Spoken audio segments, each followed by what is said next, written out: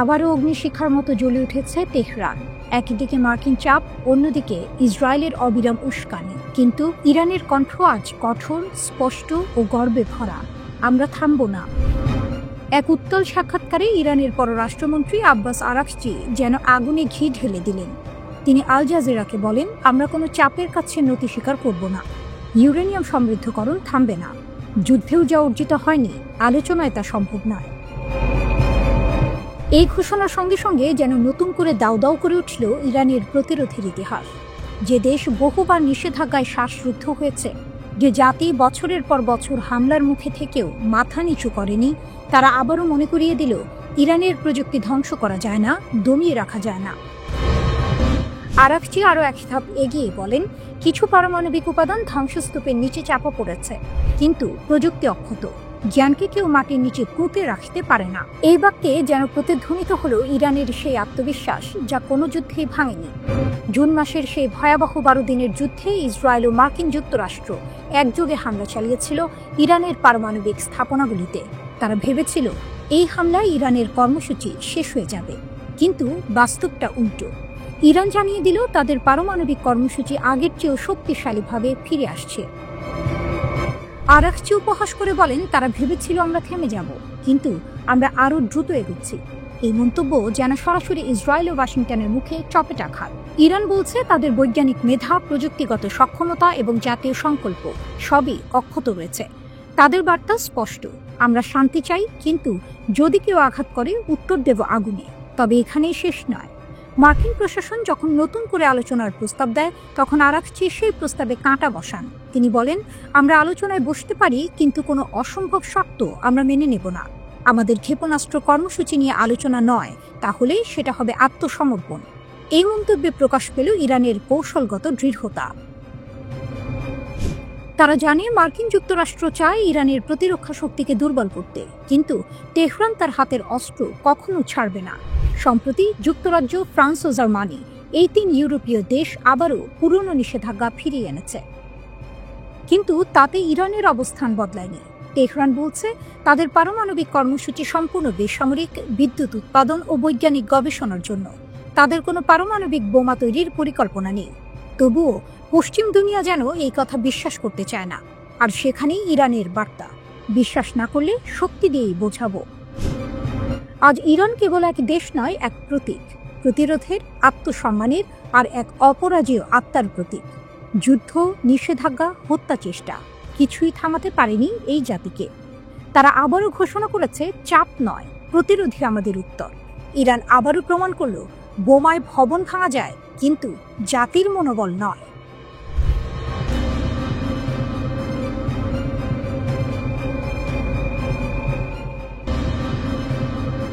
গাজার আঁধার রাত, হঠাৎই আকাশ জ্বলে ওঠে। আগুনের লেলিহান শিখা ছুঁয়ে যায় ইসরায়েলের দিগন্ত। হামাস যেন বজ্রপাতে আঘাত হানে, রকেট গলি ছুঁড়ে দেয় তেল আবিবের আকাশের দিকে। আকাশ কাঁপে, মাটি কাঁপে, আর মানুষের হৃদয় ধকধক করে ওঠে। গাজা থেকে 5টি রকেট নিক্ষেপ, আয়রন ডোম তো থামাতে ব্যর্থ। এ খবর ছড়িয়ে পড়তেই আতঙ্ক ছড়ায় ইসরায়েলের রাস্তায়। আইডিএফের দাবি 4টি রকেট আটকানো গেছে, কিন্তু 5ম রকেট আঘাত হানে খোলা প্রান্তরে। হতাহতের খবর না থাকলেও বার্তা ছিল স্পষ্ট, হামাসের শক্তি এখনো অটুট, ভয়ঙ্কর। এটি একদিনের মধ্যে দ্বিতীয় আক্রমণ। এর আগে উত্তর গাজা থেকে 2টি রকেট ছোড়া হয়েছিল। সেগুলো আয়রন ডোম আটকাতে পারলেও আতঙ্ক থামাতে পারেনি। কারণ এই হামলার পেছনে শুধু বিস্ফোরণ নেই, আছে প্রতিরোধের গর্জন, আছে দখলদারের বিরুদ্ধে অবিচল লড়াই। গাজার তাল আল হাওয়া এলাকায় মাত্র একদিন আগেই আইডিএফের সঙ্গে হামাস ইউনিটগুলোর রক্তক্ষয়ী সংঘর্ষ হয়েছিল। সেই সংঘর্ষ যেন এই রাতের বাড়িতে ঘি ঢেলে দিল। সারায়া আল কুদস ভিডিও প্রকাশ করেছে। দৃশ্যে দেখা যায় যোদ্ধারা কাছ থেকে মর্টার নিক্ষেপ করছে, আইডিএফের সাঁজোয়া জিপ ধ্বংস করছে। ইসরায়েলি হেলিকপ্টারগুলো আহত সেনাদের সরিয়ে নিতে মরিয়া। দৃশ্যটি যেন কোনো যুদ্ধ সিনেমার সবচেয়ে রুদ্ধশ্বাস দৃশ্য, কিন্তু এটি বাস্তব। এদিকে যুক্তরাষ্ট্রের প্রেসিডেন্ট ডোনাল্ড ট্রাম্পের নেতৃত্বে আনা শান্তি পরিকল্পনা হামাস সোজাসুজি নাকচ করেছে। গাজার রাস্তায় এই বার্তায় প্রতিধ্বনিত হচ্ছে, আমরা মাথা নোয়াব না। একদিকে যুক্তরাষ্ট্র শান্তির নামে চাপিয়ে দিতে চায় পরিকল্পনা, অন্যদিকে হামাস জানিয়ে দেয় তাদের প্রতিরোধ চলবে। প্রশ্ন হচ্ছে, কেন বারবার ইসরায়েলের প্রতিরক্ষা ভেঙে পড়ছে? আয়রন ডোম কি সত্যিই অটুট, নাকি গাজার গেরিলা যোদ্ধারা শিখে ফেলেছে কিভাবে ভয়ঙ্কর প্রতিরক্ষা ভেদ করতে হয়? এই হামলা যেন সে প্রশ্নের উত্তর খুঁজে দেয়। রাতের অন্ধকারে রকেটের আগুন শুধু আকাশ ছিঁড়ে যায়নি, কাঁপিয়ে দিয়েছে ইসরায়েলি সামরিক মানসিকতাকে। বারবার বলা হচ্ছিল ইসরায়েল নিরাপদ, লোহার গম্বুজ অটুট। অথচ মাত্র 24 ঘন্টায় 2 দপ্পা হামলা দেখিয়ে দিল সত্যিকারের শক্তি গাজায় লুকিয়ে আছে। হামাসের এই বার্তা যেন তাই স্পষ্ট। আমাদের রকেট হয়তো সবসময় লক্ষ্যবস্তুতে আঘাত হানে না, কিন্তু আমাদের অস্তিত্বই ইসরায়েলের জন্য এক অবিরাম দুঃস্বপ্ন। তেল আবিবে আক্রমণের এই রাত তাই শুধু আতঙ্কের নয়, ভয়ঙ্কর এক প্রতিশোধের গল্প। ইসরায়েল যতই আধুনিক প্রযুক্তি সাজিয়ে রাখুক, গাজার বুকে প্রতিরোধের আগুন নিচ্ছে না, বরং প্রতিটি সংঘর্ষ, প্রতিটি বিস্ফোরণ, প্রতিটি রকেট ইঙ্গিত দিচ্ছে নতুন ভোরের, যেখানে ইসরায়েলের আকাশও নিরাপদ নয়। শেষমেশ এই আক্রমণ শুধু সামরিক সংঘর্ষ নয়, এটি এক ঘোষণাপত্র। হামাস জানিয়ে দিল শক্তি এখনো তাদের হাতে, প্রতিরোধ এখনো তাদের রক্তে। আর ইসরায়েলের জন্য বার্তা একটাই, রাত যতই দীর্ঘ হোক, প্রতিরোধের সকাল এসে যাবে।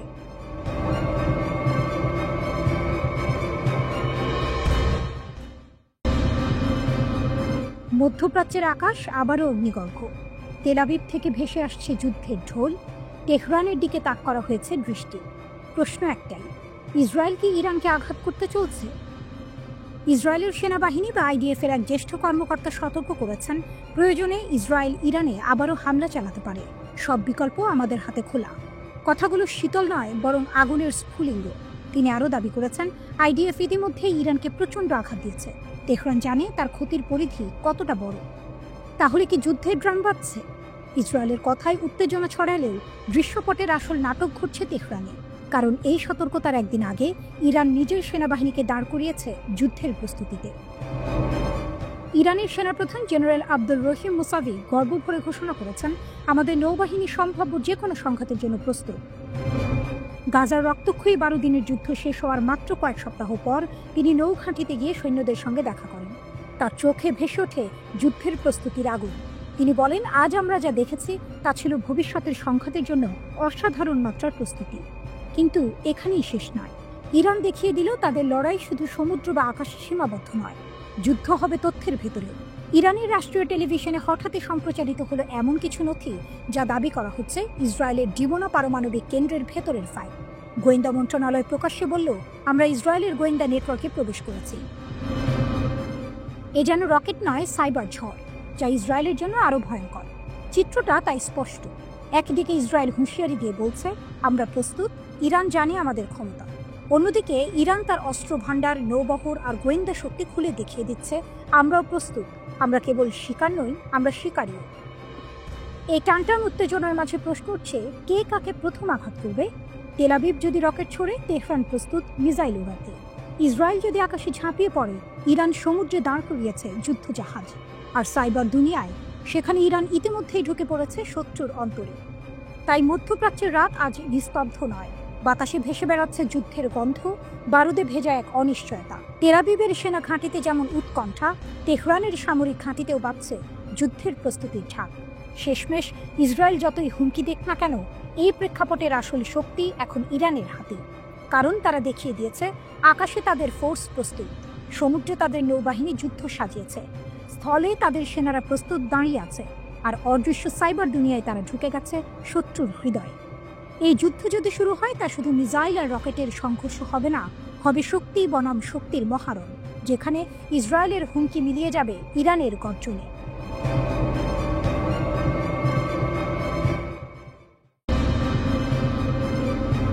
গাজা নগরীর হৃদয়ে এক চমকপ্রদ দৃশ্য।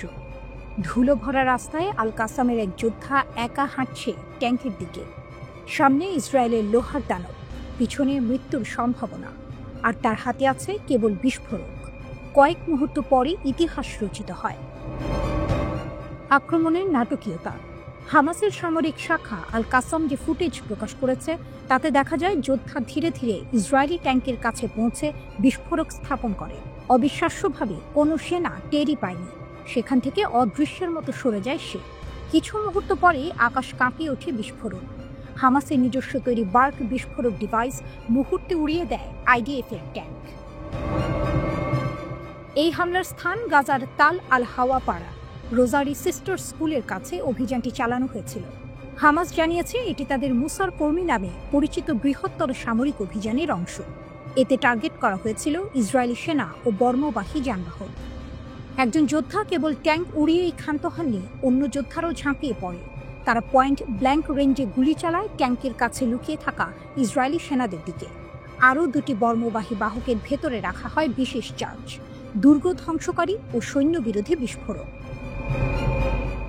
এর ফলাফল ছিল ভয়াবহ। কয়েক সেকেন্ডের মধ্যে বিস্ফোরণের শব্দে কেঁপে ওঠে এলাকা। ইসরায়েলি বাহিনীর মধ্যে হতাহতের খবর নিশ্চিত হয়েছে। ফিলিস্তিনি পক্ষ দাবি করেছে বহু সেনা নিহত ও আহত হয়েছে। পরক্ষণেই ঘটনাস্থলে নেমে আসে ইসরায়েলি উদ্ধারকারী হেলিকপ্টার। মৃত ও আহতদের দ্রুত সরিয়ে নেওয়া হয়। তবে ইসরায়েলি সেনা কর্তৃপক্ষ এখনো পর্যন্ত এই হামলায় কত ক্ষয়ক্ষতি হয়েছে তা প্রকাশ করেনি। আল কাসাম এই অভিযানের নাম দিয়েছে শহীদ অভিযান। তাদের বিবৃতিতে বলা হয়েছে এটি কেবল একটি আক্রমণ নয়, বরং প্রতিরোধের প্রতীক। প্রকাশিত ভিডিওতে দেখা গেছে প্রথম বিস্ফোরণ থেকে শুরু করে হেলিকপ্টারে আহত সেনাদের সরিয়ে নেওয়া পর্যন্ত প্রতিটি মুহূর্ত। এটি সাম্প্রতিক সপ্তাহগুলোতে তাল আল হাওয়া অঞ্চলে সংঘটিত সবচেয়ে তীব্র সংঘর্ষগুলোর একটি। হামাসের দাবি, ইসরায়েলি অভিযানের জবাবে তাদের সামরিক প্রতিরোধ এখন নতুন মাত্রায় পৌঁছেছে। ফিলিস্তিনি যোদ্ধাদের শক্তি। এই ঘটনার মাধ্যমে আবারও সামনে এলো ফিলিস্তিনি যোদ্ধাদের কৌশল ও সাহস। আধুনিক প্রযুক্তি ও ভারী অস্ত্র শস্ত্রে সজ্জিত ইসরায়েলি বাহিনীর সামনে দাঁড়িয়ে হাতে বানানো বিস্ফোরক নিয়ে ঝাঁপিয়ে পড়ছে তারা। শুধু আঘাত নয়, এটি এক মনস্তাত্ত্বিক বার্তাও। গাজার ধ্বংসস্তূপ থেকে উঠে দাঁড়ানো প্রতিটি যোদ্ধা ইসরায়েলের দখলদার শক্তিকে চ্যালেঞ্জ জানাতে প্রস্তুত। এই নাটকীয় আক্রমণ গাজার যুদ্ধক্ষেত্রে এক নতুন অধ্যায় যুক্ত করেছে। আল কাসামের দাবি এটি কেবল শুরু, সামনে আরও হামলা আসছে।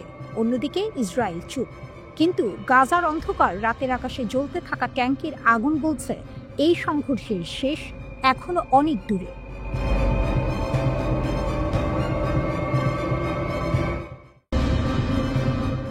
ইরানের দিকে ফের ঝুঁকছে ইসরায়েল। ট্রাম্পের নিষেধ উপেক্ষা করে নতুন সংঘাতের আভাস।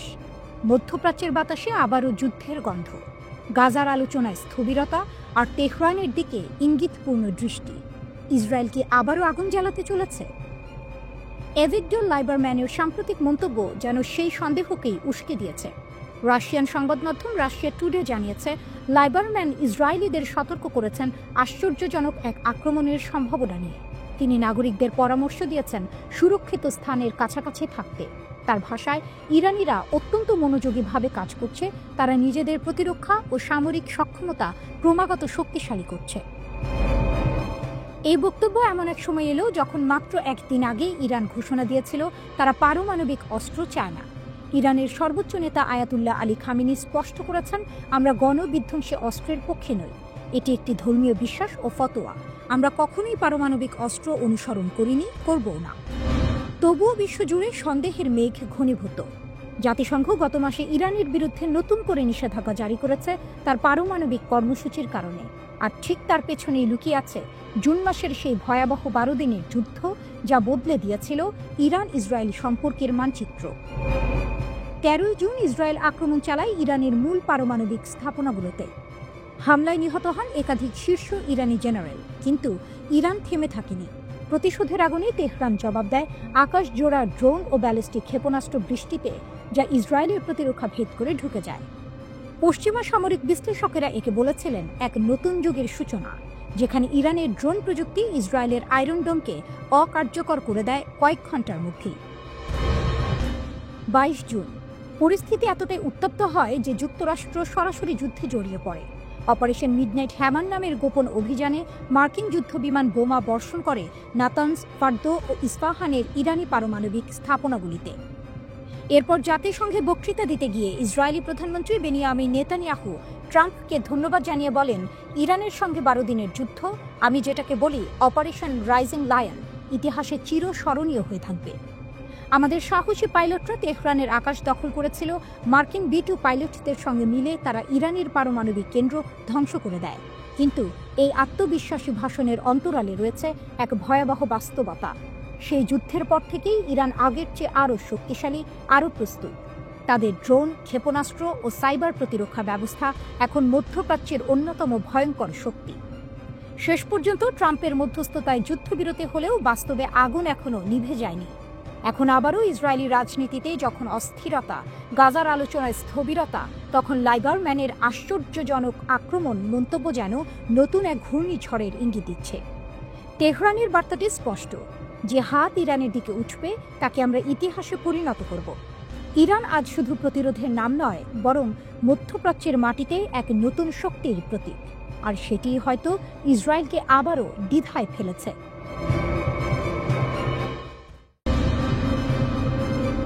চাবাহার মহাকাশ বন্দরে নতুন ইতিহাস।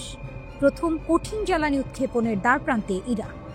ইতিহাসের নতুন অধ্যায়ে পা দিতে যাচ্ছে ইরান। দক্ষিণ পূর্বাঞ্চলের চাবাহার মহাকাশ বন্দর থেকে প্রথম কঠিন জ্বালানি চালিত রকেট উৎক্ষেপণের প্রস্তুতি এখন চূড়ান্ত। ইরানি মহাকাশ সংস্থার প্রধান হাসান সালারিয়ে শনিবার বিশ্ব মহাকাশ সপ্তাহ 2025-এর উদ্বোধনী অনুষ্ঠানে ঘোষণা দিয়েছেন, চাবাহারের আকাশে শিগগিরই উঠবে ইরানের নতুন মহাকাশ যান।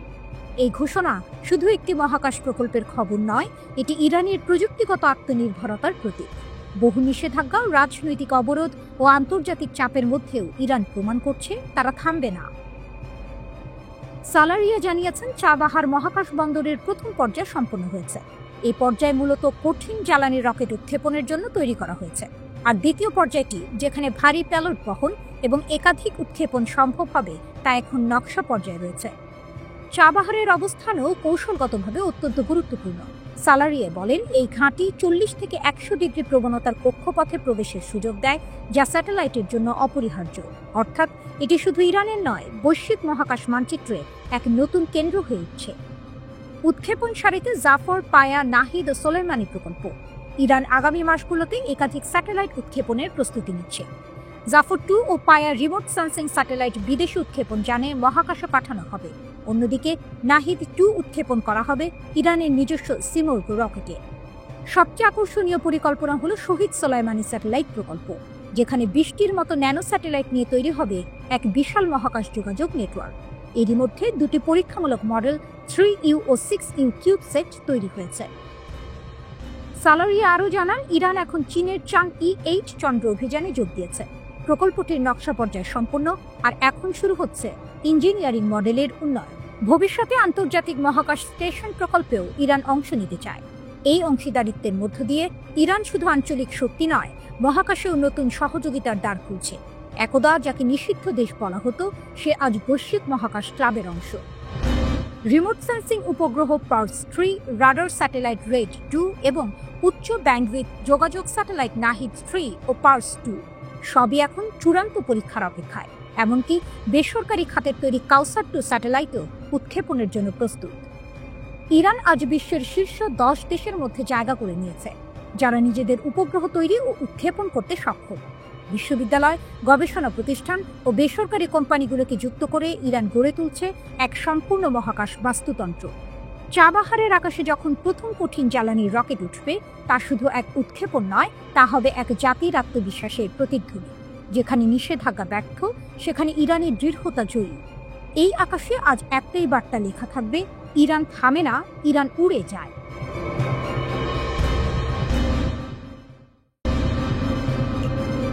পেন্টাগনের সতর্কবার্তা, ইরান যুদ্ধেই ফাঁস হয়ে গেল আমেরিকার ক্ষেপণাস্ত্র সংকট। বিস্ময়কর অস্ত্র সংকট নিয়ে যুক্তরাষ্ট্রের প্রতিরক্ষা সদর দপ্তর পেন্টাগন এখন গভীর উদ্বেগে। 12 দিনের ইরান যুদ্ধেই প্রকাশ পেয়েছে আমেরিকার ক্ষেপণাস্ত্র ভাণ্ডারের ভয়াবহ ঘাটতি। ওয়াশিংটন কাঁপছে, কারণ ইউক্রেন ও ইরান দুটি ফ্রন্টে লড়াই একসঙ্গে চালিয়ে যেতে গিয়ে মার্কিন স্টকপাইল প্রায় শুকিয়ে গেছে। বিশ্লেষকরা বলছেন, ইরানের সঙ্গে সংঘাতটি যুক্তরাষ্ট্রের সামরিক ব্যবস্থার এক গোপন সত্য উন্মোচন করেছে। দুনিয়ার সর্বশক্তিমান সেনাবাহিনী বললেও তাদের মজুদে যথেষ্ট ক্ষেপণাস্ত্র নেই। যুদ্ধের চাপেই মার্কিন প্রতিরক্ষা ব্যবস্থার ভেতরের ফাঁপা কাঠামো প্রকাশ পেয়েছে। ইরান যুদ্ধের পর পেন্টাগনের ঘুম উড়ে গেছে। ইরানের বিরুদ্ধে 12 দিনের যুদ্ধেই যুক্তরাষ্ট্র নিক্ষেপ করেছে 150টিরও বেশি থার্ড ক্ষেপণাস্ত্র, যা তাদের মোট কেনা ক্ষেপণাস্ত্রের প্রায় 1/4। বিশ্লেষকদের হিসেবে এই ক্ষতিপূরণে লাগবে অন্তত 8 বছর এবং কয়েক বিলিয়ন ডলার। এখন পেন্টাগনের ভেতরে আতঙ্ক ছড়িয়ে পড়েছে।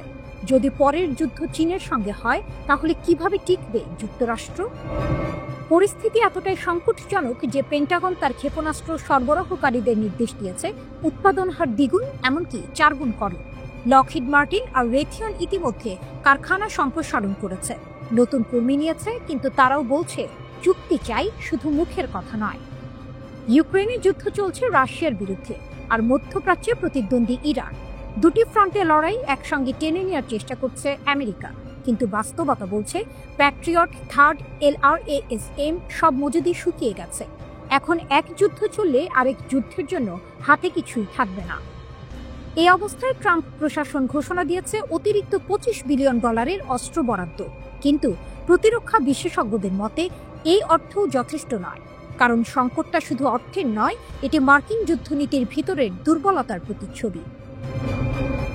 ঠান্ডা যুদ্ধের ছায়া আর টিকছে না। পেন্টাগনের যুদ্ধ মতবাদ এখনও ঠান্ডা যুদ্ধের চিন্তায় আটকে আছে বলে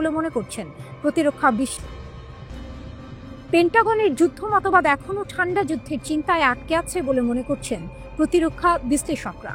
তারা বলছেন আজকের যুদ্ধ ড্রোন, ইলেকট্রনিক জ্যামিং ও মিসাইল বৃষ্টির লড়াই, কিন্তু আমেরিকা এখনো পুরনো কৌশলে বন্দী।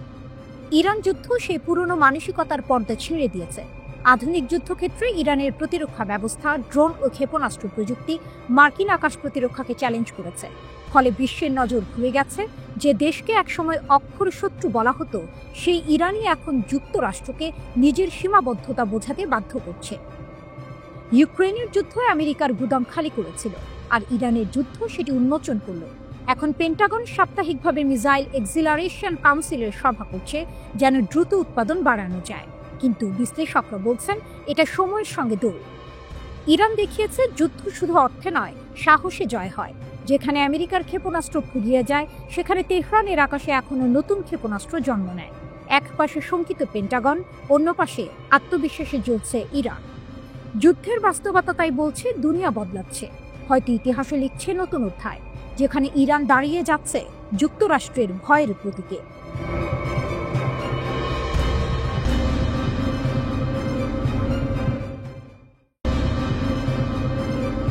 ইয়ম কিপ্পুরের প্রার্থনা ভেদ করে হঠাৎ গর্জে ওঠে সাইরেন, আকাশ কাঁপিয়ে ওঠে রকেট বিস্ফোরণ।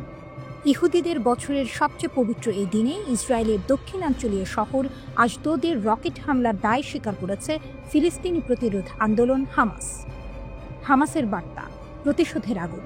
হামাস জানিয়েছে ইসরায়েল বারবার বেসামরিক নাগরিকদের লক্ষ্য করে হামলা চালাচ্ছে। তারই জবাব হিসেবে ইয়ম কিপ্পুরের রকেট হামলা চালানো হয়েছে। উত্তর গাজা থেকে আশদোদের দিকে 5টি রকেট ছোড়া হয়। ইসরায়েলি প্রতিরক্ষা বাহিনী IDF নিশ্চিত করেছে এর মধ্যে 4টি প্রতিরক্ষা ব্যবস্থা আটকাতে সক্ষম হয়, তবে একটি রকেট খোলা জায়গায় গিয়ে পড়ে। কোনো হতাহত বা বড় ধরনের ক্ষয়ক্ষতির খবর পাওয়া যায়নি, কিন্তু এর মধ্যেই স্পষ্ট বার্তা দিয়েছে হামাস, ইসরায়েলের নিরাপত্তার ঢাল ভেদ করেই তারা আঘাত হানতে সক্ষম। রকেট হামলার সময় আশদোদ শহরে ইয়ম কিপ্পুরের প্রার্থনা চলছিল। হঠাৎই সাইরেন বাজতে শুরু করে। মানুষ প্রার্থনা ছেড়ে দৌড়ে আশ্রয় নেয় নিরাপদ ঘরে। মুহূর্তে আতঙ্কে ভরে যায় গোটা শহর। বিস্ফোরণের শব্দ প্রতিধ্বনিত হয় আকাশ জুড়ে। দিনের আগের দিকে গাজা সীমান্তবর্তী এলাকায় আরও 2টি রকেট হামলার চেষ্টা হয়। স্থানীয় সময় দুপুর 2টার দিকে সাইরেন বাজে, আর ইসরায়েলি বিমান প্রতিরক্ষা ব্যবস্থা উভয় রকেট আটকায়। রকেট হামলার একই দিনে আরেকটি নাটকীয় ঘটনা ঘটে সমুদ্রে। গাজার উদ্দেশ্যে মানবিক সহায়তা নিয়ে যাত্রা করা একটি আন্তর্জাতিক ফ্লোটিলাকে আটকায় ইসরায়েলি নৌবাহিনী। এই ফ্লোটিলায় ছিলেন সুইডিশ পরিবেশ কর্মী গ্রেটা থানবার্গ সহ আরও অনেকে। ইসরায়েলি কর্মকর্তারা তাদের আটক করে দাবি করেন ফ্লোটিলা আসলে হামাসের সমর্থনে সংগঠিত, তবে আয়োজকেরা এই দাবি সরাসরি প্রত্যাখ্যান করেছে।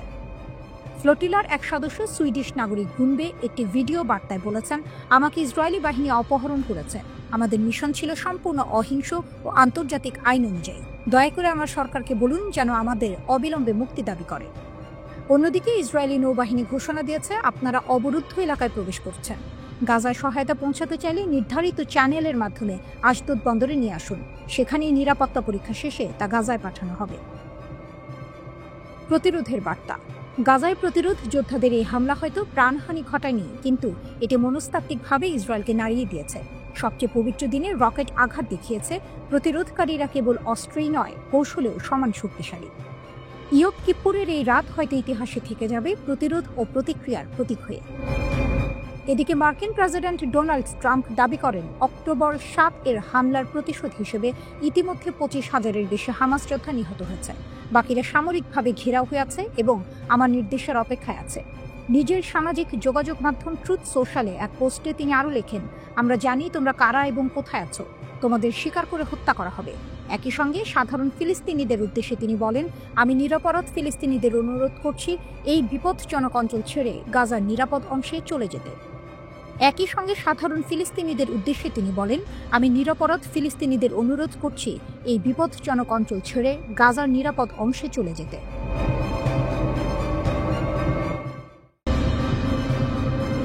ইসরায়েল সংশ্লিষ্টদের ফাঁসি, গুপ্তচরবৃত্তি ইস্যুতে ইরানের কঠোর বার্তা। তেহরানের আকাশে আবারও ঝুলছে ভয় এবং শক্তির মিশেল। একদিকে যুদ্ধের উত্তাপ, অন্যদিকে গুপ্তচরবৃত্তির জালে শিকার ইরান। আর সেই আগুনে ইসরায়েল সংশ্লিষ্টদের ফাঁসিতে ঝুলিয়ে যেন ইরান জানিয়ে দিল, আমরাই আইন, আমরাই শাসন। ইরানের রাষ্ট্রীয় সংবাদ মাধ্যম মেহর নিউজ এজেন্সি জানিয়েছে, খুজেস্তান প্রদেশে ৬ জন বিচ্ছিন্নতাবাদীকে মৃত্যুদণ্ড কার্যকর করেছে ইরান। অভিযুক্তদের বিরুদ্ধে অভিযোগ, তারা ইসরায়েলের হয়ে কাজ করত, ৪ জন নিরাপত্তা সদস্যকে হত্যা করেছিল এবং খোররামশাহ শহরে একটি বিস্ফোরণের সঙ্গে যুক্ত ছিল। ইরান সরকারের দাবি, এই মৃত্যুদণ্ড কোনো রাজনৈতিক প্রদর্শনী নয়, বরং জাতীয় নিরাপত্তার লড়াই। কিন্তু পশ্চিমা মানবাধিকার সংগঠনগুলো বলছে, ইরানে ২০২৫ সালেই এখন পর্যন্ত ১,০০০-এরও বেশি মানুষকে ফাঁসি দেওয়া হয়েছে। তবে ইরানের যুক্তি একটাই, দেশের নিরাপত্তা আগে, বিশ্বের সমালোচনা পরে। কয়েক সপ্তাহ ধরে ইরান জুড়ে চলছে গুপ্তচর বৃত্তি বিরোধী অভিযান। ১৭ই সেপ্টেম্বর থেকে এখন পর্যন্ত ৮ জন ইসরায়েলি গুপ্তচরকে ফাঁসি দিয়েছে দেশটি। তাদের একজন বাহমান চুবিয়াল। এপির প্রতিবেদনে বলা হয়েছে, চুবিয়াল ইরানের টেলিকম খাতে কাজ করতেন এবং ইসরায়েলের গোয়েন্দা সংস্থা মোসাদের সঙ্গে যোগাযোগের অভিযোগ ছিল তার বিরুদ্ধে। ইরানের দাবি, তিনি ইলেকট্রনিক যন্ত্রপাতি আমদানির পথ ও সংবেদনশীল প্রকল্প সম্পর্কিত তথ্য বিদেশে পাচার করতেন। আরেকজন বাবক শাহবাজি। ইরান জানিয়েছে, শাহবাজি ইরানের ডেটা সেন্টারের তথ্য বিক্রি করেছিলেন তার ইসরায়েলি হ্যান্ডলারদের কাছে। কিন্তু মানবাধিকার কর্মীদের দাবি, শাহবাজিকে নির্যাতন করে স্বীকারোক্তি আদায় করা হয়েছিল। আরও নাটকীয় হল শাহবাজির পটভূমি। তিনি নাকি ইউক্রেনের প্রেসিডেন্টকে চিঠি লিখে রাশিয়ার বিরুদ্ধে যুদ্ধ করার ইচ্ছা প্রকাশ করেছিলেন, যে রাশিয়া এখন ইরানের ঘনিষ্ঠ মিত্র। সেই চিঠি হয়তো তার জীবনের মোড় ঘুরিয়ে দিয়েছিল। জুনে ইসরায়েলের সঙ্গে ১২ দিনের সীমিত যুদ্ধের পর থেকে ইরান আরও কঠোর হয়েছে। তখন থেকেই তেহরান বুঝে গেছে, শত্রু শুধু সীমান্তে নয়, ভেতরেও আছে। আর সেই শত্রুকে নির্মূল করতেই চলছে এই গুপ্তচর শিকার অভিযান। অসলো ভিত্তিক ইরান হিউম্যান রাইটস এবং ওয়াশিংটন ডিসি ভিত্তিক আব্দুর রহমান বোরোমান্ড সেন্টার দাবি করেছে, চলতি বছরে ১,০০০-এরও বেশি মৃত্যুদণ্ড কার্যকর করেছে ইরান। কিন্তু তেহরানের কাছে এটি সংখ্যা নয়, এটি নিরাপত্তার সংজ্ঞা। হয়তো মানবাধিকার সংস্থা বলবে অমানবিক, কিন্তু ইরানের দৃষ্টিতে এটি অপরিহার্য। তারা যেন ঘোষণা দিচ্ছে, মোসাদের ছায়া যতই গভীর হোক, পারস্যের মাটিতে তা টিকবে না। ইরান জানাচ্ছে, তার শত্রুদের গুপ্তচর বৃত্তির দাম এখানে মৃত্যুর সমান। আর সেই বার্তা এখন শুধু ইসরায়েল নয়, গোটা বিশ্ব শুনছে পরিষ্কারভাবে। শেষ পংক্তি যেন তেহরানের গর্জন, যে আমাদের ভূমিতে আগুন ছড়াবে তাকে আমরা ছাই করে দেব।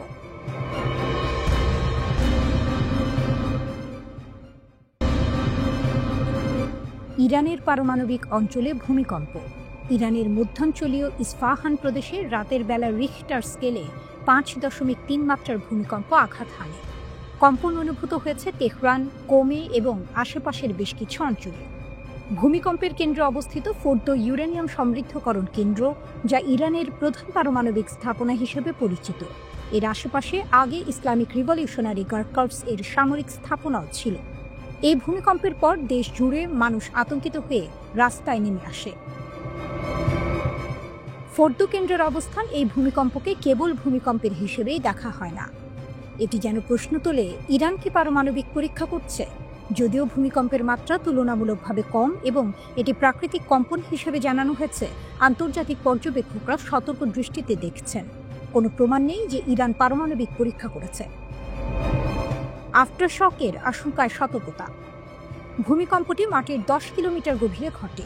তেহরান প্রদেশের দামাবান্দ, আফসার্ড, কিলান, ভারাবিন এবং ফাশামে কম্পন অনুভূত হয়েছে। মানুষ আতঙ্কে রাস্তায় নেমে আসে, অনেকেই ঘরে ফিরতে ভয় পান। প্রথমে কিছু বেসরকারি চ্যানেল ভুল করে কেন্দ্রস্থল তেহরানের ফাশাম হিসেবে জানায়, পরে তা সংশোধন করে ইস্পাহান প্রদেশের জাফারেহ বলে জানানো হয়। ফোর্দো কেন্দ্রের নিকটে ভূমিকম্প হওয়া মানে কি ইরান পারমাণবিক পরীক্ষা করেছে? বিশ্লেষকরা বলছেন এটি প্রাকৃতিক ভূমিকম্প এবং পারমাণবিক কর্মকাণ্ডের সঙ্গে এর সরাসরি কোনো প্রমাণ নেই। তবে আন্তর্জাতিক পর্যবেক্ষকরা নজর রাখছে, কারণ ফোর্দো ইউরেনিয়াম সমৃদ্ধকরণ কেন্দ্র ইরানের পারমাণবিক ক্ষমতার কেন্দ্রবিন্দু। ভূমিকম্পের কম্পন এখানে কিছু প্রযুক্তিগত ঝুঁকি সৃষ্টি করতে পারে, কিন্তু এখন পর্যন্ত কোনো পরীক্ষা বা শক্তিশালী আঘাতের চিহ্ন পাওয়া যায়নি।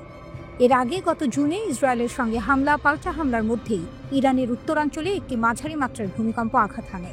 যুক্তরাষ্ট্রের ভূতাত্ত্বিক জরিপ সংস্থা USGS জানায়, সেমনান শহরের দক্ষিণ পশ্চিমাঞ্চলে 5.1 মাত্রার ভূমিকম্প অনুভূত হয়। ভূপৃষ্ঠ থেকে এর গভীরতা ছিল 10 কিলোমিটার। ভূমিকম্পের উৎপত্তি স্থল ছিল সেমনান শহর, যা রাজধানী তেহরান থেকে প্রায় 145 মাইল পূর্বে অবস্থিত। ভূমিকম্পটি রাজধানী তেহরান পর্যন্ত অনুভূত হয়েছে বলে জানিয়েছে স্থানীয় সংবাদ মাধ্যমগুলো। ভূমিকম্পটি ইরানের কোম প্রদেশে অবস্থিত গুরুত্বপূর্ণ ফোর্দো পারমাণবিক স্থাপনার কাছাকাছি সংঘটিত হয়, যা ভূমিকম্পটির গুরুত্ব আরও বাড়িয়ে দিয়েছে। সামাজিক যোগাযোগ মাধ্যমে এই ভূমিকম্প ঘিরে নানা গুজব ছড়ায়।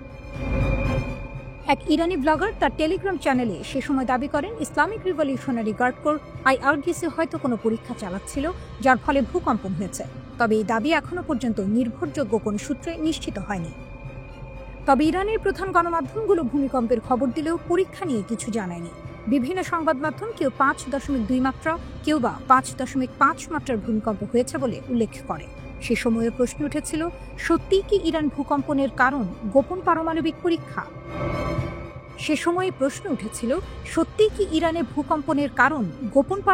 পরীক্ষা?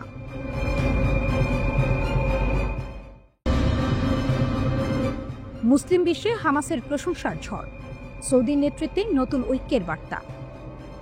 গাজার যুদ্ধের মধ্যে নতুন এক কূটনৈতিক ঝড় তুলেছে মুসলিম বিশ্ব। হামাসের বড় পদক্ষেপের পর একসঙ্গে কণ্ঠ তুলেছে ইসলামী বিশ্বের শীর্ষ দেশগুলো। সৌদি আরব, কাতার, তুরস্ক, পাকিস্তান, মিশর, জর্ডান, সংযুক্ত আরব আমিরাত এবং ইন্দোনেশিয়া। তারা হামাসের সাম্প্রতিক ঘোষণা গুরুত্বপূর্ণ ও ইতিবাচক মোড় বলে বর্ণনা করেছে। এই যৌথ বিবৃতিতে দেশগুলো হামাসকে ধন্যবাদ জানিয়েছে যুদ্ধবিরতি নিয়ে যুক্তরাষ্ট্রের প্রস্তাবিত আলোচনায় অংশ নেওয়ার জন্য এবং তাদের গুরুত্বপূর্ণ প্রস্তুতির প্রশংসা করেছে। বিবৃতিতে বলা হয়েছে, গাজার যুদ্ধ বন্ধে হামাস যে আগ্রহ দেখিয়েছে তা ফিলিস্তিনি জনগণের জন্য আশার আলো।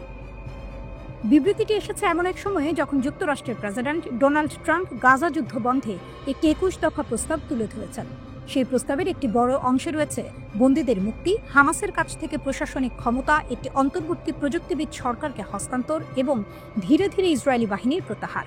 হামাস সম্প্রতি প্রস্তাবটির কিছু অংশে সম্মতি জানিয়ে আনুষ্ঠানিক জবাব পাঠিয়েছে। তবে তারা জানিয়েছে, কিছু ধারা নিয়ে এখনো আলোচনার প্রয়োজন আছে। তাদের অবস্থান স্পষ্ট, গাজার সার্বভৌমত্ব ও ফিলিস্তিনিদের নিরাপত্তা নিয়ে কোনো আপোষ নয়। এই ঘোষণার পরে সৌদি আরব নেতৃত্ব দিল মুসলিম বিশ্বের এক বিরল ঐক্যে। রিয়াদ থেকে শুরু হওয়া বার্তা বলছে, এখন সময় এসেছে ইসরায়েলকে গাজা থেকে সেনা প্রত্যাহার করতে হবে এবং ফিলিস্তিনি কর্তৃপক্ষকে সেখানে ফিরিয়ে আনতে হবে। বিবৃতিতে মুসলিম দেশগুলোর পররাষ্ট্রমন্ত্রীরা বলেন, আমরা হামাসের ইতিবাচক ভূমিকা স্বাগত জানাই। এটি শান্তির পথে এক নতুন সূচনা। তারা যুক্তরাষ্ট্রের প্রস্তাবে উল্লেখিত শর্তগুলো বাস্তবায়নের দাবি জানিয়েছে, যার মধ্যে রয়েছে ফিলিস্তিনিদের নিরাপত্তা, মানবিক সহায়তার অবাধ প্রবাহ এবং বাস্তুচ্যুতি বন্ধের নিশ্চয়তা। এই বিবৃতিতে বিশেষভাবে জোর দেওয়া হয়েছে এক ভবিষ্যৎ 2 রাষ্ট্রভিত্তিক সমাধানের ওপর, যেখানে একটি স্বাধীন ফিলিস্তিন রাষ্ট্র প্রতিষ্ঠার পথ খুলে যাবে। তবে বিশ্লেষকদের মতে এই ঘোষণার সবচেয়ে বড় বার্তা এসেছে রিয়াদ থেকে। সৌদি আরব শুধু বিবৃতি দেয়নি, বরং কূটনৈতিক ও ধর্মীয় উভয় ক্ষেত্রেই নেতৃত্ব দিচ্ছে। গাজার যুদ্ধ নিয়ে নীরবতা ভাঙার পর এখন সৌদি আরব মধ্যপ্রাচ্যে ইসলামী ঐক্যের প্রতীক হয়ে উঠছে। একজন আঞ্চলিক বিশ্লেষক বলেন, যে মুহূর্তে পশ্চিমা জোট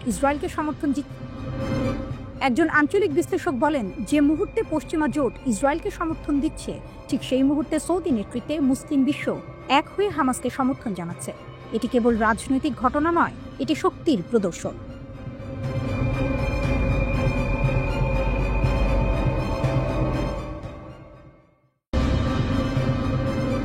ইসরায়েলে আবারও সাইরেন বাজল। ইয়েমেনের হুথিদের ক্ষেপণাস্ত্র হামলায় আতঙ্ক ছড়ালো তেল আবিব জুড়ে। ইতিহাসের এক অদ্ভুত পরিহাস। গাজার উপরে ইসরায়েলের অবিরাম আগুনের মাঝে দূর আরব উপদ্বীপ থেকে উঠে আসে এক বজ্রধ্বনি। ইয়েমেনের আকাশ থেকে ছুটে আসে ক্ষেপণাস্ত্র, লক্ষ্য ইসরায়েল। ভোরে মধ্য ইসরায়েলের আকাশ কাঁপিয়ে ওঠে ইয়ার রেড সাইরেনের শব্দে। রাজধানী তেল আবিব সহ একাধিক শহরে মানুষ দৌড়ে যায় বোমা শেল্টারে। রাস্তায় আতঙ্ক, আকাশে প্রতিরোধ, যেন যুদ্ধের এক নতুন অধ্যায়। ইসরায়েলি সেনাবাহিনী জানায় ইয়েমেন ভিত্তিক আনসারুল্লাহ বা হুথি যোদ্ধারা ইসরায়েলের দিকে একটি ক্ষেপণাস্ত্র নিক্ষেপ করেছে। দেশটির আকাশ প্রতিরক্ষা ব্যবস্থা দ্রুত সক্রিয় হয়ে ক্ষেপণাস্ত্রটি শনাক্ত করে এবং মাঝ আকাশেই ধ্বংস করে দেয়। তবু আতঙ্কের রেশ মুছে যায়নি, কারণ এই হামলা কেবল এক ক্ষেপণাস্ত্র নয়, বরং এক বার্তা। গাজায় আগুন জ্বললে ইয়েমেন নীরব থাকবে না। ইসরায়েলি সেনাবাহিনীর দাবি, মার্চের 18 তারিখ থেকে এটি ছিল ইয়েমেন থেকে ইসরায়েল লক্ষ্য করে নিক্ষেপিত 91তম ব্যালিস্টিক ক্ষেপণাস্ত্র। শুধু তাই নয়, একই সময়ে অন্তত 41টি ড্রোন পাঠানো হয়েছে ইসরায়েলের দিকে। হুথিদের লক্ষ্য পরিষ্কার, যতদিন গাজার অবরোধ থাকবে ততদিন তারা তাদের আগুন থামাবে না। তেল আবিবের পাশাপাশি ইসরায়েল অধিকৃত পশ্চিম তীরের দক্ষিণাঞ্চলেও বাজে সতর্কতার সাইরেন। ইসরায়েলি সংবাদ মাধ্যম টাইমস অফ ইসরায়েল জানায়, এখন পর্যন্ত কোনো ক্ষয়ক্ষতির খবর পাওয়া যায়নি, কিন্তু আতঙ্কের ঢেউ ছড়িয়ে পড়েছে ইসরায়েলি জনমনে। হুথিদের মুখপাত্র ঘোষণা দিয়েছেন, আমাদের সামরিক অভিযান চলবে যতক্ষণ না গাজার ওপরের আগ্রাসন শেষ হচ্ছে এবং অবরোধ তুলে নেওয়া হচ্ছে। তারা আরও জানায়, ইসরায়েলি জাহাজ চলাচল রুখতে লাল সাগর, আরব সাগর, বাব আল মান্দাব প্রণালী ও এডেন উপসাগরে অব্যাহত থাকবে নৌ অবরোধ, এবং তারা আন্তর্জাতিক কোম্পানিগুলোকে সতর্ক করেছে যেন এই অবরোধ ভাঙার চেষ্টা না করে। এই হামলার আগেও অক্টোবরের 1 তারিখে ইয়েমেন থেকে ইসরায়েলের উপকূলীয় শহর এলাতের দিকে ড্রোন পাঠানো হয়েছিল।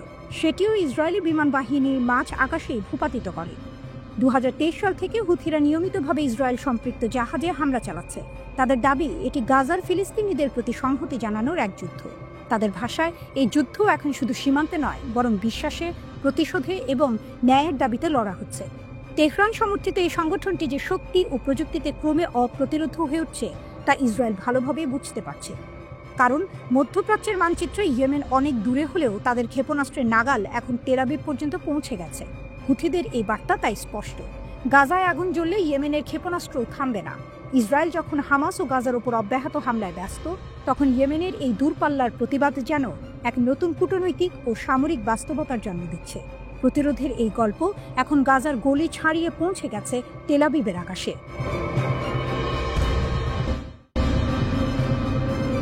ইসরায়েলের দিকে ক্লাস্টার ওয়ারহেড মিসাইল ছুড়ল হুথি যোদ্ধারা। গাজা চুক্তির ভবিষ্যৎ অনিশ্চিত। মধ্যপ্রাচ্যের আকাশে আবারও দাউ দাউ আগুন। গাজার বুকে বোমা পড়ছে, আর ঠিক সেই সময় ইয়েমেন থেকে উড়ে এলো এক মারাত্মক বার্তা। ইসরায়েলের দিকে ছোড়া হলো ক্লাস্টার ওয়ারহেড যুক্ত ব্যালিস্টিক মিসাইল। আঘাত না লাগলেও আকাশ কাঁপিয়ে দিল সেই বিস্ফোরণের ছায়া। সকালে ইয়েমেনের রাজধানী সানা থেকে ইরান সমর্থিত হুথি যোদ্ধারা দাবি করেছে, তারা ফিলিস্তিনি জনগণের প্রতি সংহতি জানিয়ে ইসরায়েলি অধিকৃত জেরুজালেম অঞ্চলের সংবেদনশীল লক্ষ্যবস্তুতে হামলা চালিয়েছে। তাদের ভাষায়, এটি ছিল প্যালেস্টাইন 2 নামের এক হাইপারসনিক ব্যালিস্টিক মিসাইল, যার মধ্যে ছিল বহু ওয়ারহেড, অর্থাৎ একসঙ্গে একাধিক বিস্ফোরণের ক্ষমতা। ইসরায়েলি সেনাবাহিনী আইডিএফ জানিয়েছে, মিসাইলটি মাঝ আকাশেই ধ্বংস করা হয়েছে। কোনো প্রাণহানি বা ক্ষয়ক্ষতির খবর পাওয়া যায়নি। তবু আতঙ্কে জেরুজালেম ও আশেপাশের এলাকায় বেজে উঠেছে সাইরেন, মানুষ ছুটেছে আশ্রয় কেন্দ্রে। কিন্তু এখানেই শেষ নয়। হুথি বাহিনী স্পষ্ট জানিয়েছে, আমরা গাজার পরিস্থিতি পর্যবেক্ষণ করছি, আগ্রাসন বন্ধ না হওয়া পর্যন্ত অভিযান চলবে। তাদের ভাষায়, এটি দমন-পীড়নের শিকার ফিলিস্তিনি জনগণের বিজয়ের লড়াই। সাম্প্রতিক সপ্তাহগুলোতে ইরান সমর্থিত হুথিরা একাধিকবার ইসরায়েলের দিকে মিসাইল ও ড্রোন হামলা চালিয়েছে। সাম্প্রতিক হামলাটি বিশেষ করে আলোচনায় এসেছে কারণ এতে ব্যবহার করা হয়েছে ক্লাস্টার ওয়ারহেড, এমন এক ধরনের অস্ত্র যার উপমিসাইলগুলো আলাদা কোনো নির্দেশনা ছাড়াই মাটিতে পড়ে বিস্ফোরিত হয়। ফলে এটি একসঙ্গে বৃহৎ এলাকা জুড়ে ধ্বংস সৃষ্টি করতে পারে। বিশ্লেষকদের মতে, এই হামলা শুধু সামরিক বার্তা নয়, এটি এক ধরনের রাজনৈতিক প্রতিকূল। কারণ এমন এক সময় এই হামলা ঘটল যখন হামাস ও যুক্তরাষ্ট্রের মধ্যস্থতায় ইসরায়েল ও গাজার মধ্যে সম্ভাব্য যুদ্ধবিরতির আলোচনায় নতুন টানাপোড়েন শুরু হয়েছে। গাজা চুক্তির ভবিষ্যৎ ঝুলছে অনিশ্চয়তার দড়িতে, আর ঠিক তখনই ইয়েমেনের দিক থেকে এই আগুন ছুড়ে দিল হুথিরা। হুথি সামরিক মুখপাত্র এক বিবৃতিতে বলেন, আমাদের অভিযানের লক্ষ্য পূর্ণ হয়েছে। কোটি কোটি দখলদার জায়নিস্ট আশ্রয় নিতে ছুটেছে। গাজার অবরোধ ও হত্যাযজ্ঞ বন্ধ না হলে আমরা হামলা চালিয়ে যাব। এই বার্তায় শুধু ক্ষোভ নয়, স্পষ্ট হুঁশিয়ারিও লুকিয়ে আছে। গাজার প্রতিটি বোমা হুথিদের নতুন এক মিসাইল চালিয়ে দিচ্ছে। সৌদি আরবের প্রতিবেশী এই ইয়েমেন দীর্ঘদিন ধরে মধ্যপ্রাচ্যের সবচেয়ে জটিল যুদ্ধক্ষেত্র। কিন্তু এবার তারা যুদ্ধকে সীমান্তের বাইরেও টেনে নিয়েছে, সরাসরি ইসরায়েলের বিরুদ্ধে। যুদ্ধের আগুন তাই এখন শুধু গাজায় নয়, জেরুজালেমের আকাশে। আর এই আগুনে হুথিরা যেন ঘোষণা দিচ্ছে, যতদিন গাজা জ্বলবে ইয়েমেনের আগুনও নিভবে না।